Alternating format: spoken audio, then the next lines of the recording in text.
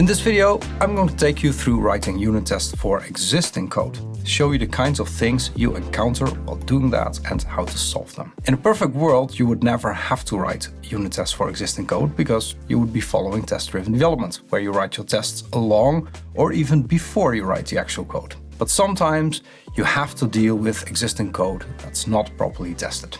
Well, not even sometimes, all of the time. It's good practice to add unit tests, especially in that case, because tests help you refactor your code and design it better, so it's easier to test and easier to change later on. I'm going to show you a few examples of this today. My goal with this channel is to help you make better software design decisions. I've written a guide that provides you with a starting point. It's totally free. You can get your copy at ArjanCodes.com/design guide. It contains the 7 steps that I follow myself when I design a piece of software, and I think it will help you avoid some of the mistakes I made in the past. So ArjanCodes.com/design guide. The link is also in the description of this video. Today's example is an example that I come back to from time to time. It's a point of sale system. I have a main function here that creates an order. It adds a couple of line items and then calls a function called payOrder that pays the order. PayOrder is defined in the payment file, and it gets an order as parameter.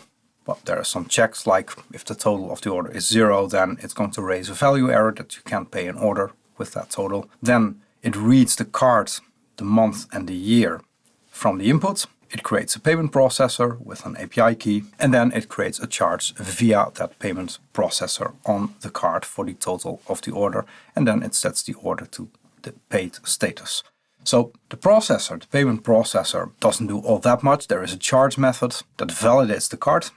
And validating the card means that it checks something called the loon checksum, which checks that the number adheres to certain conditions, like specifically if the sum of the digits at the odd indices plus the sum of the digits at the even indices times 2 is divisible by 10. More or less, it's not really important what this does exactly. You can look it up if you want to. It's not important for the example. But it checks that, and it checks that the date and the time of the card is actually in the future. And we're not trying to charge a card that's not valid anymore. So that's validate card. Validate card is called by charge. If the card is not valid for some reason, it raises a value error. And otherwise, it's going to print that it will charge the card number for a certain amount. Now, this is not really how a payment processor works. Of course, there's no actual charge here.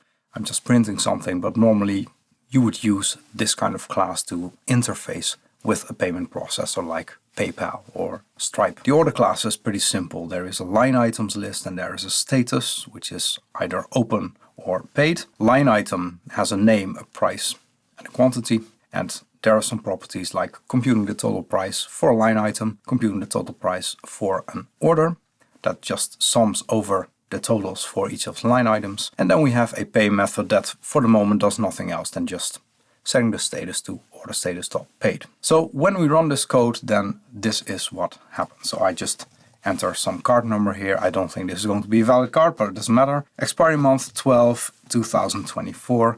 So now you see we're getting a value error that this is an invalid card.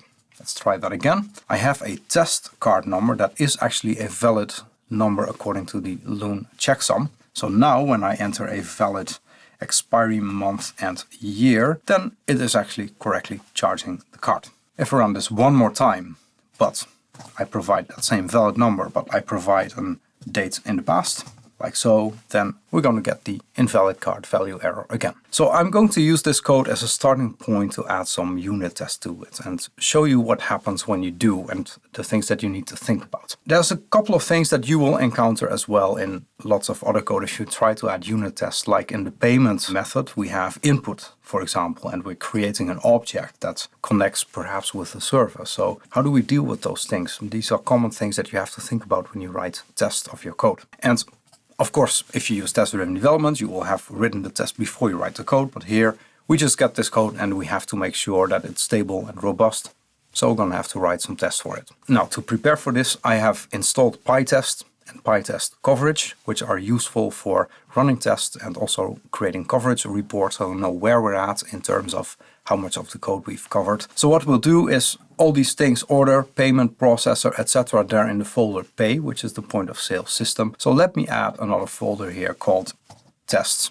and I'll add an init.py file as well, so Python can actually find it easily. And now we can start writing tests for all of this code. Now, general advice, if you write unit tests, you have to think about where you start. On one hand, you can start with things that are simple to test, like for example, order and line item. They're probably going to be pretty simple to test. So writing tests for those, that's a pretty good start. And that's already going to give you some extra security about the stability of your code. Another thing you can do to determine the priority in which you write unit tests is to think about which parts of your code are going to be responsible for the most breaks, which are the most dangerous pieces of code, basically.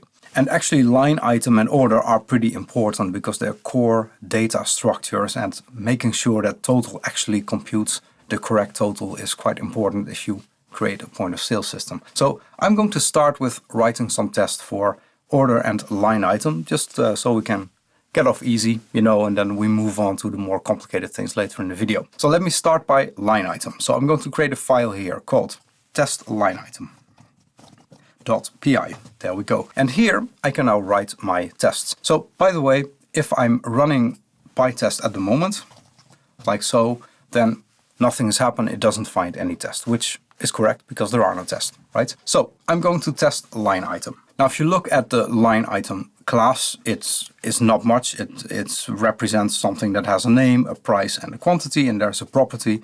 So we probably want to make sure that the property works correctly. And you can imagine that we want to test at least two varieties, having a quantity of 1, which is the default value, and choosing another quantity, and then make sure that the total is actually correct. So first step is to import line item, because we're going to need that in order to test it. So we're going to import line item. And now with PyTest, it's actually really easy to write a couple of tests. We just put test underscore in front of our testing function. So let's test a line item default. It's going to have a return type of none. We create a line item. Name test, price, let's say 100, and we don't provide a quantity because we want to use the default value. And with PyTest, you can simply use assert to verify that a certain value is as you expected. So the assert here is that line item dot total equals 100 or $1. So let's save this. And I just want to make sure that when I run PyTest, it discovers the test correctly, and it seems to have done that. It detected one test in test line item, and that test has passed. So great news. For completeness, let's add another one. And here we're also going to create a line item. But now let's take a price of, 200, and we're going to take a quantity of 5. And now we want to assert that line item dot total equals 1000. Run PyTest again, and we get our 2 tests that pass. If we create a coverage report, so that's done with PyTest -- coverage. So now you can see that in order we have reached 91% coverage. We didn't test the order class yet, so it makes sense that we don't get 100% coverage. So let's also add a couple of tests for the order class then. Test order.py. So here we're going to need from pay.order import order. And what do we need to test here? Well, we should probably test that line items, if it's empty, that we're going to get a total of 0. And we want to make sure that if we create a line item, that the total is the same as the total of that line item. I have already prepared these tests. This is what they look like. We have an empty order. So there we have order total equals 0. We have an order with a single line item that has a price of $1, and we want to make sure that the total is $1. And you can add yet another one where we're going to add multiple line items. So we're going to insert this, and then of course we expect the total to be 200. And now let's run PyTest again. There we go, and now you see order has 95%. So we didn't do everything yet, because what we still didn't do is test the pay method of order. Using coverage, you can create HTML coverage report that are actually going to show you which part of the code you still need to test. You do that by writing coverage HTML. So now it's going to create an HTML report inside the folder where you're running the test. So that's right here. And this is what it looks like when you look at that coverage report. So if you look at order, for example, you see that we didn't test yet the pay method. So let's also test that now. So now I'm going to do a test order pay. It's also going to return none. And then I create an order. And I do order.pay. And now I just have to assert that order.status equals order status, which we need to import dot paid, like so. Let's run those tests one more time. And now you see order has 100% coverage. By the way, if you're enjoying the video so far, give it a like. It really helps with the YouTube algorithm to make the video reach more people. Thank you. So order and LineItem, those two were pretty simple. Where it gets harder is testing the payment function we have here and testing the processor, because there is a couple of more complicated things happening. So what I will do as a first step is just write a couple of tests for these things. And I'm going to show you the limitations of doing it with the current version of the code. And then later on, I'm going to refactor the code to make testing it easier while improving the design at the same time. So now let's add another file called test processor. And this is going to test the payment processor. So one thing we are going to need is from pay.processor import payment processor, right? Because that's what we're going to test. And payment processor, if you look at how it's defined, it needs an API key. So here I have the correct API key. I'm just putting it here in the test code itself. Normally you should never do this. I'll show you in a minute a better way to deal with API keys and tests. But for now I'm just going to do this and fix it later. So just to be clear, never actually add API keys to your code, and certainly never commit it to a Git repository, because that opens you up to all kinds of security issues. So this is just a temporary thing that I'm using to show you to add test. Don't ever do this in real production code. So one thing we can test, we actually don't even need this API key for that, is that what happens if an API key is invalid. So we're going to test API key invalid. And there we're going to create a processor, which is a payment processor. We provide an empty API key, which is obviously not valid. And now we're going to use the process to charge a credit card, which obviously is not going to work. If you want to test that something raises an error in PyTest, then you have to put it within a with statement. So let's import PyTest. And then you can write with PyTest.raises. And we expect this to be a value error. And now I'm going to take these two lines and indent them. So we expect that if you run these two lines that they're going to raise a value error. So now if I run the test again, we see that still all the tests pass. And we are also testing processor now, which has not 100% coverage, which makes sense because we're not calling yet all of the methods. Now, what do we want to test precisely? Let's take a look at processor. So there is the charge method that has a couple of options, like that the card is not valid, that the API key is not valid, so that we checked. There is also a validate card method that we might want to check. We might want to do tests on the loon checksum. So there is a bunch of tests that we want to add. So for example, one test that we could add is to do a test with a card that has a valid date. So test card valid date. And here we can create a processor. We provide the API key we've defined. And now we're going to charge with these values, basically, because these are valid. This is a valid credit card according to this checksum, and the date is also valid. So let's add that here. And now we can test that this actually works correctly. So let's run the test again, and we see indeed that this works correctly, and also our coverage percentage has now increased. There's other things you can test. We can also test, for example, a card with an invalid date.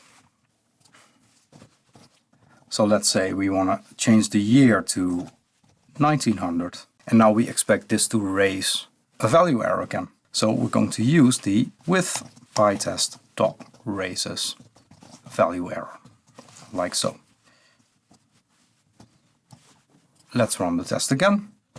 and we see tests are still passing. So this is how you build up your collection of unit tests, right? You check every time like, hey, I'm adding tests and I'm continuously running those tests, checking that was still good, that everything's still working.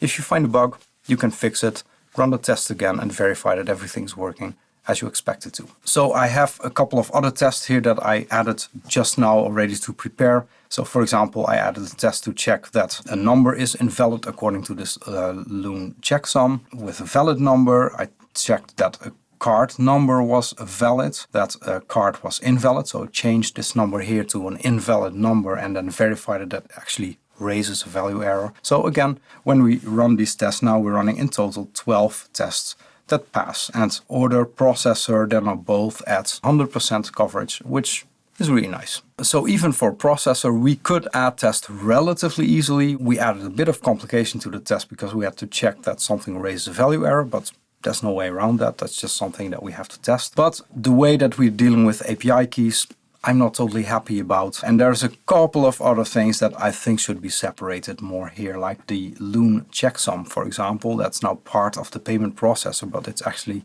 if you look at the code, it's completely independent. There is no usage of self in this method, so it could actually be a separate function. So that we'll deal with when we refactor the code. But those things you already start to notice when you look at a test. For example, here we are simply testing this method, but we do have to create a payment processor with an API key, and that just makes things really complicated really fast. So if we can separate this out more, if we can separate this function from the payment processor object, then our test here is also going to be much simpler. So that just shows that tests can really help you analyze the code and indicate where there are issues in the code and what you can do to make tests simpler. Because often if you succeed in making your unit tests simpler, it also means that the overall design of the code is often better. So that's something to keep in mind. So the final part of the program that I want to test, and this one is actually pretty complicated to test, that's the pay order function. This gets an order, but it creates a payment processor with an API key. It has input, it charges the card and sets the order to pay. So there's a lot of things are happening here, lots of interactions. And because of that, this makes pay order actually pretty hard to test. So first, let me create another test file called test payment, so we can put the payment test in there. Let's say we just want to test a happy case. So we're going to import order. And what I want to do is simply test paying an order. So what I do is I create an order, right? And I'm going to add a line item,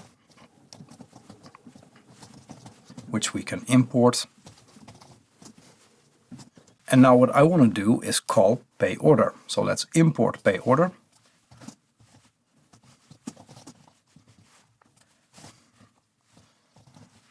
Now the problem is this is not going to work like this, because pay order is going to ask for input and we don't want our tests to wait for input. So if I run the test now, you see that there's now an OS error because it's waiting for input, which is not what we want. So in order to fix this without refactoring the code, because we should actually refactor the code, but if we want to fix this without refactoring, we're going to need to mock the input. So if you're writing unit test, mocking means that you're replacing objects, replacing systems, modules with a mock version of that so that you can test the thing that is using the system.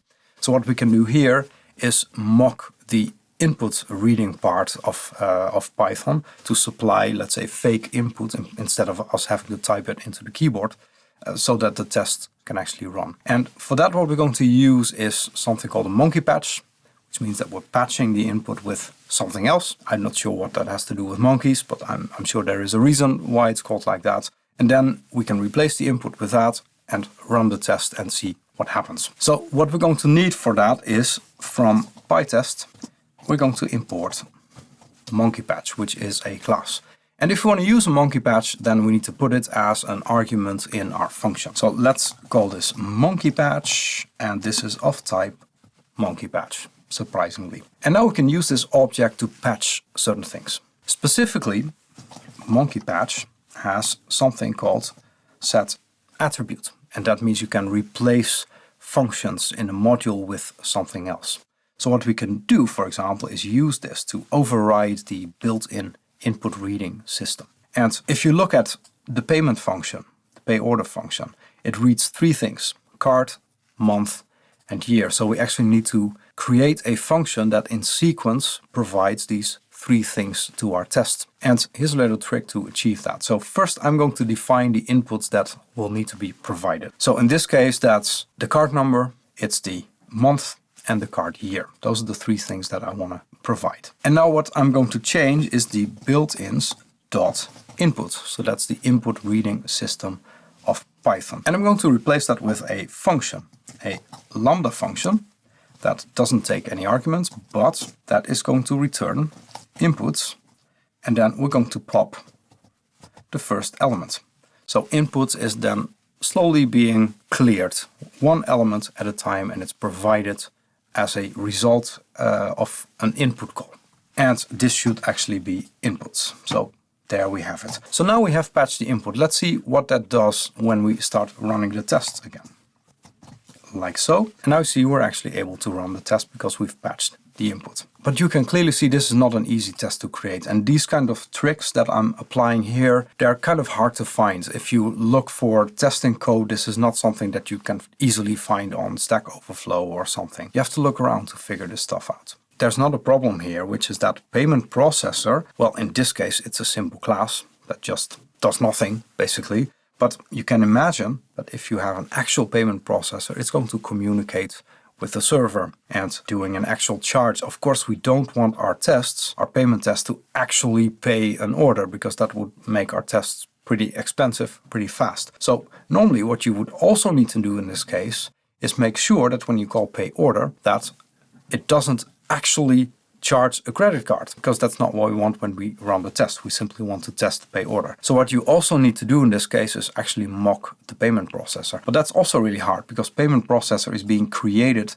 inside the pay order method. So that also makes it pretty hard to test, actually. When I refactor this code, we're going to use dependency injection instead, and that's going to really simplify our test a lot. So just like I used monkey pads to change the attributes of input, I can also use it to change attributes and methods of payment processor. So for example, what you can do is I'm going to set the attribute of payment processor, which I need to import now. And I'm going to set check API key so that it always returns true, so that we don't have this check. And you can do the same thing for the charge method. Replace it with another method. I won't do it in this particular example, but the mechanism is exactly the same. And when we do this, well, it doesn't really change anything in the current test setup because it was already running. But now the check API key method is replaced by a simple lambda function that always returns true. So the payment processor doesn't have to communicate with the payments server to verify the API key, because we're just using it for a test. And you can also set the attribute of the charge method